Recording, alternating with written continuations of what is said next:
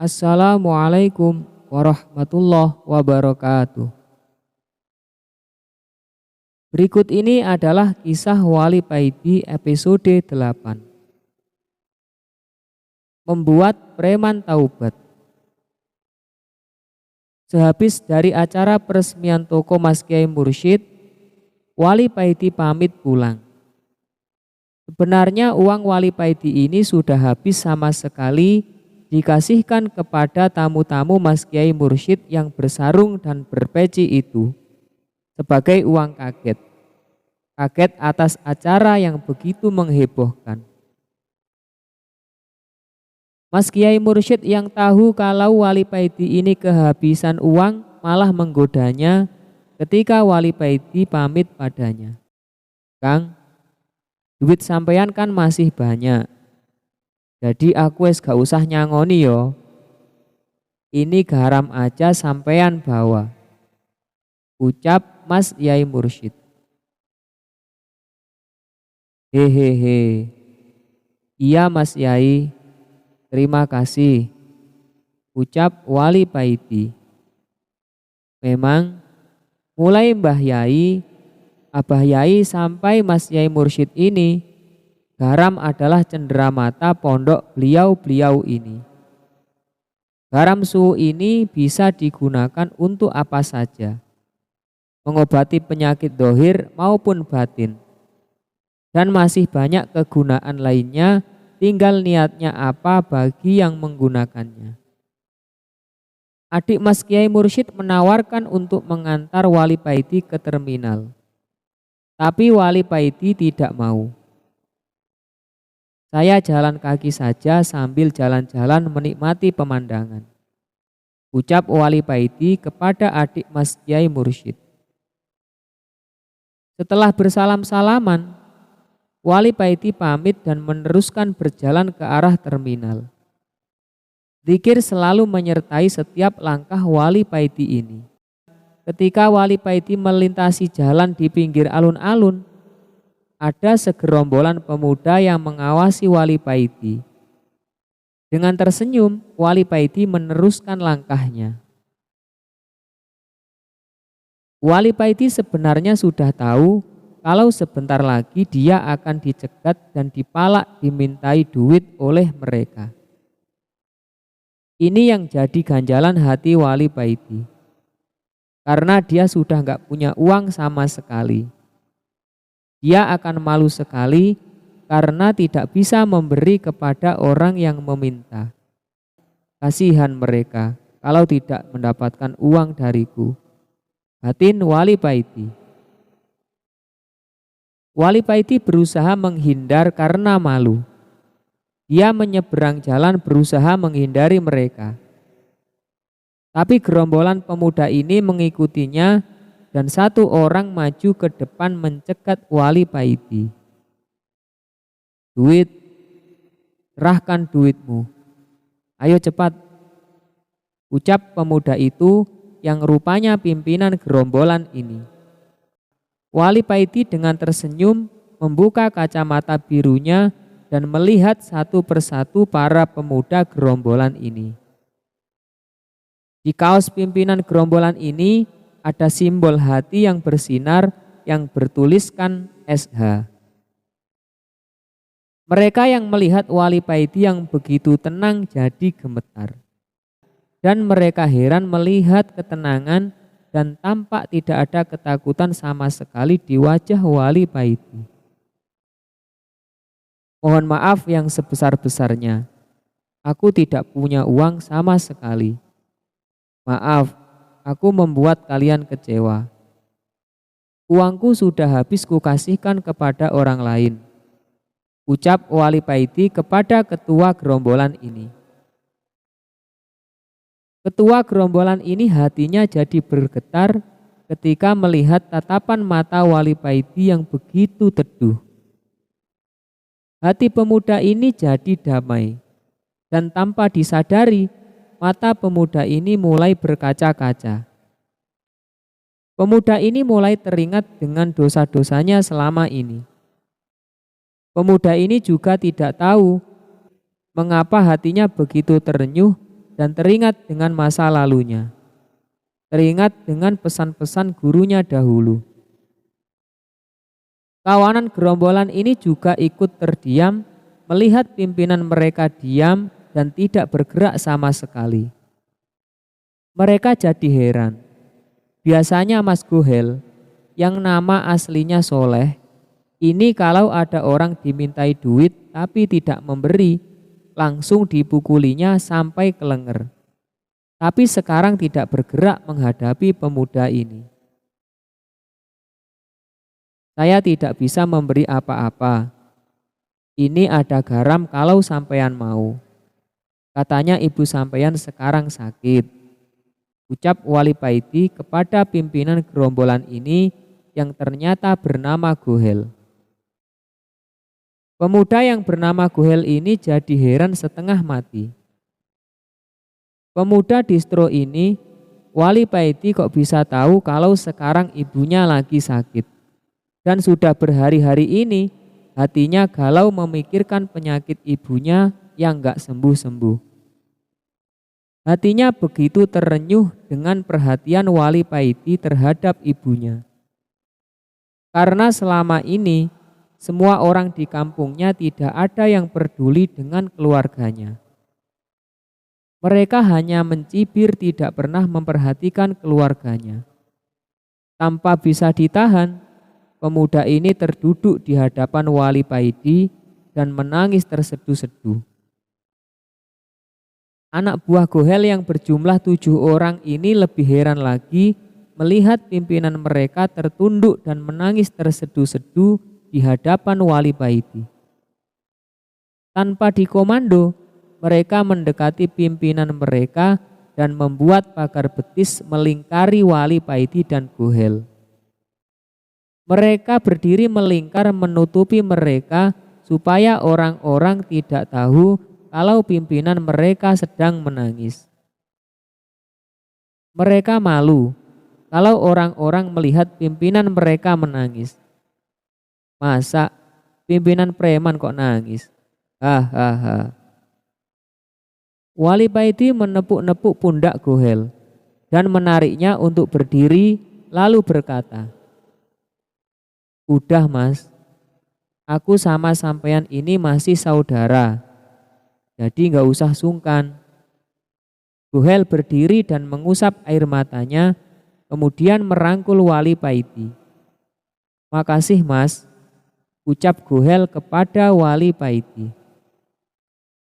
Mereka lalu bersalaman diikuti seluruh anak buah Gohel juga bersalaman kepada Wali Paiti. Suasana menjadi cair kembali.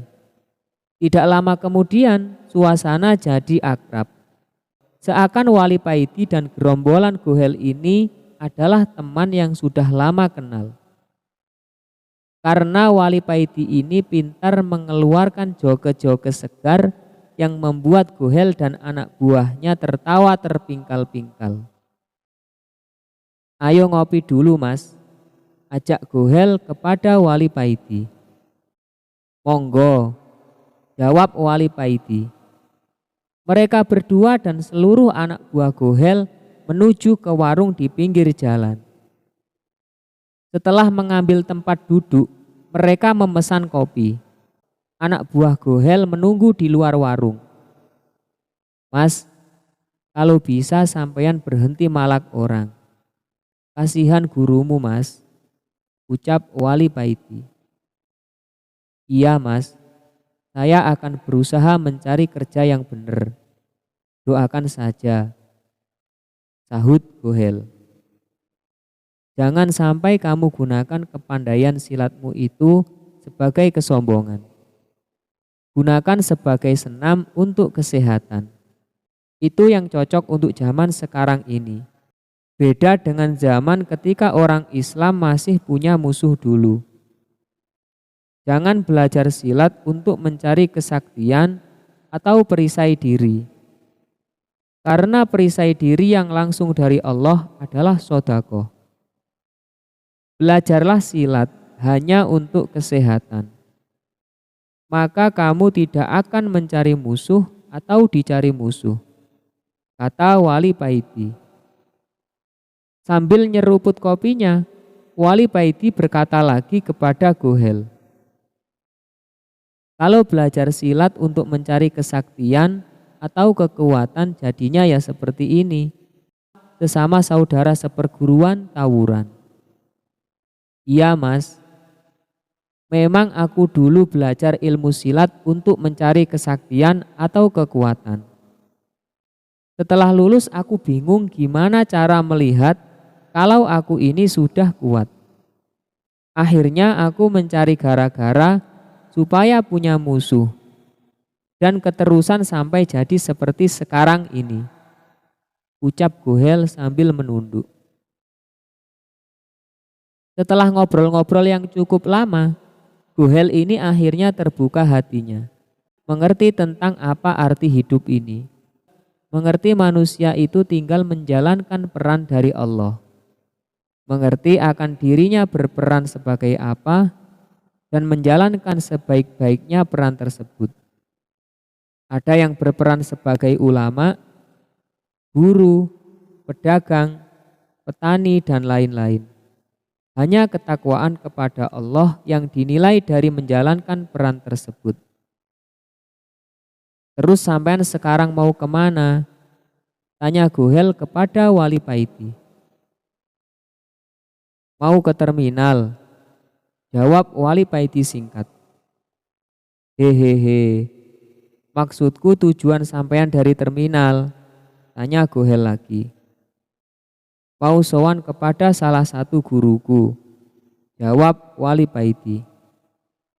"Kalau begitu mari saya antar," Gohel menawari Wali Paiti. "Baiklah ayo," ucap Wali Paiti. Gohel mendekati pemilik warung dan menanyakan habis berapa semuanya. Pemilik warung terdiam merasa heran dengan sikap Gohel. Karena biasanya Gohel ini kalau makan minum di warungnya tidak pernah bayar. Pemilik warung tersebut sangat gembira dengan perubahan sikap Gohel ini. "Udah gak usah bayar Mas, anggap saja ini sebagai selamatan buat Mas. Selamatan kalau sampeyan telah terlahir kembali. Mudah-mudahan tobat sampeyan ini sebagai taubatan nasuha," ucap pemilik warung kepada Gohel. Setelah mengucapkan terima kasih, Gohel mengantarkan Wali Paiti ke terminal. Dalam perjalanan, Gohel menanyakan perihal tentang orang-orang soleh yang diketahui Wali Paiti. Wali Paiti menceritakan dengan singkat perihal mereka, tentang sifat dan kelebihan para orang-orang soleh tersebut. Tidak begitu lama, akhirnya mereka sampai ke terminal. Gohel memanggil salah satu anak buahnya dan membisikkan sesuatu kepadanya. Lalu anak buahnya itu pergi. "Jangan berangkat dulu Mas, tunggu sebentar," kata Gohel kepada Wali Paiti. Tidak begitu lama, anak buah Gohel itu datang sambil menyerahkan sesuatu kepada Gohel. Lalu Gohel mendekati Wali Paiti dan menyerahkan sesuatu tersebut kepada Wali Paiti. "Ini Mas, tolong jangan ditolak," ucap Gohel kepada Wali Paiti. Ternyata sesuatu tersebut di dalamnya ada uang ribuan yang sebagian sudah kumal. Dan ada 2 atau 3 uang 5 ribuan. Wali Paiti terkejut ketika menerima uang dari Gohel tersebut. "Jangan khawatir Mas, itu bukan uang haram. Itu uang sumbangan dari teman-teman. Dan saya minta dengan sangat jangan ditolak," jelas Gohel kepada Wali Paiti. Wali Paiti menerima pemberian Gohel tersebut.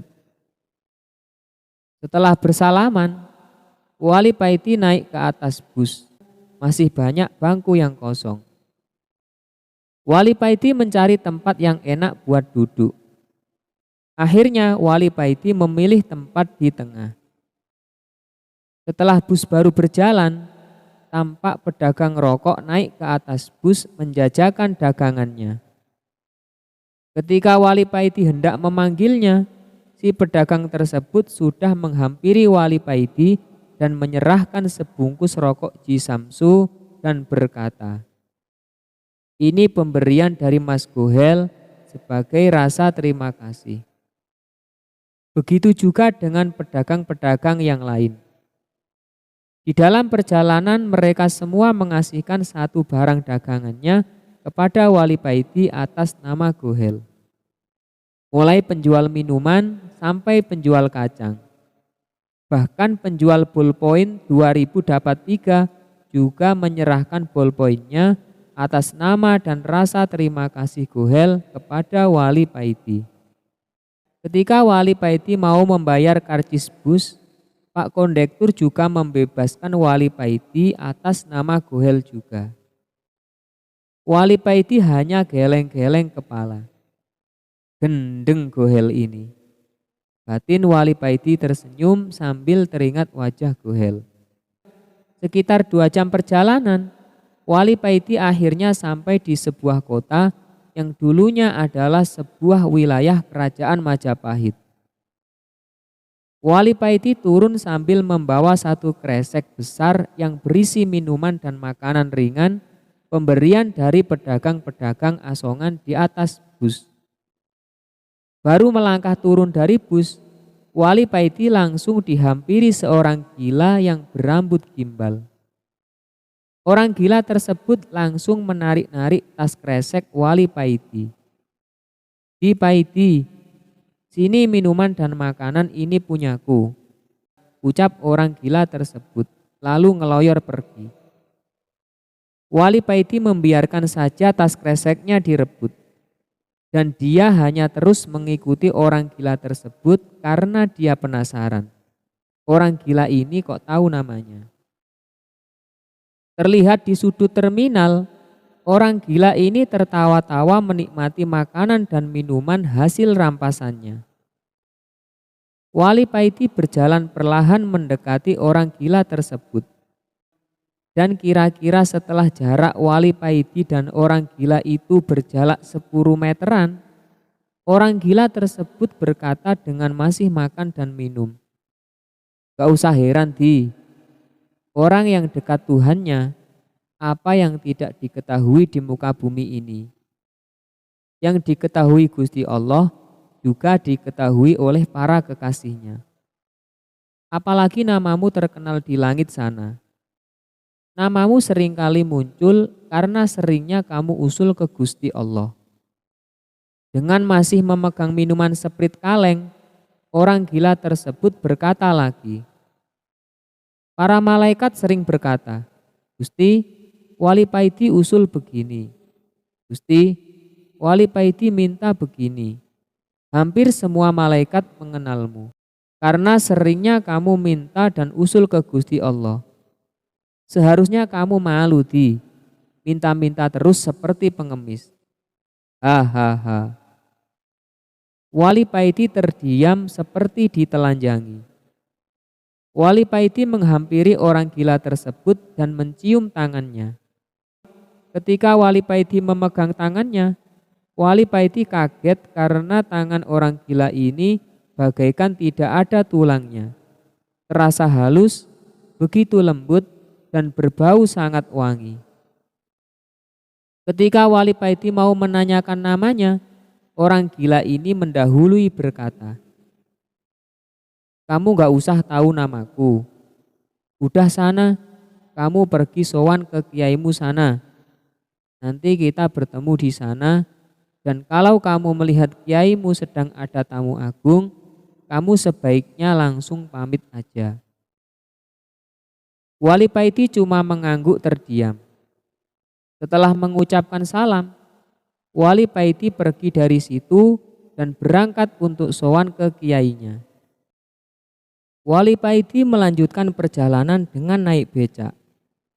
Setelah sampai, Wali Paiti langsung menuju ke ruang tamu. Di sana dia disambut salah satu santri kiai yang selalu standby melayani tamu-tamu.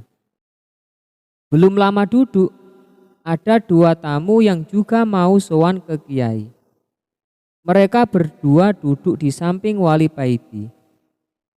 Tidak seperti biasanya, Kiai kali ini tidak langsung menemui mereka bertiga. Wali Paiti dan kedua tamu menunggu sekitar 1 jam lebih baru Kiai keluar.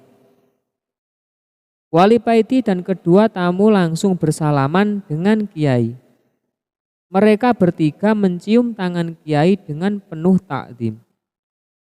Yang sangat berbeda sikap Wali Paiti terhadap Kiai ini.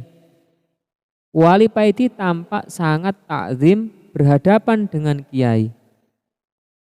Wali Paiti hanya bisa menunduk dan tampak butiran-butiran air mata mulai membasahi pipi Wali Paiti. Setelah Kiai baru saja duduk, Wali Paiti maju bersalaman lagi dan mohon pamit. Kiai hanya tersenyum dan merestui Wali Paiti. Iya Di, salam aja ke dulur-dulur semua, ucap Kiai.